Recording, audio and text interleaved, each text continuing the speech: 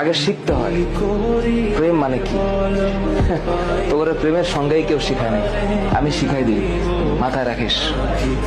প্রেম শব্দের মানে হচ্ছে, এটা এখনকার মানুষ এটা শুনলে কেমন জানি ভিতরে একটা আউলা বাতাস লাগে।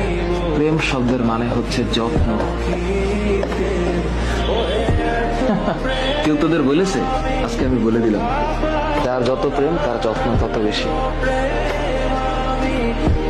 আর এর সাথে আরেকটা টুকুর করে একটা শব্দ মাঝখানে লাগিয়ে দিলেই খেলাটা অন্যভাবে ঘুরে যাবে। এই যত্নের নিঃশেষে আরেকটা শব্দ আছে দায়িত্ব, আর যত্নের ডান পাশে আরেকটা শব্দ আছে শ্রদ্ধা।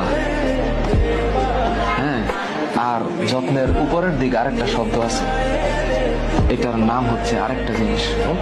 এটা মানে এটা এই সত্যতা, এটার নাম হচ্ছে প্রেম। আগে শিখতে হয়।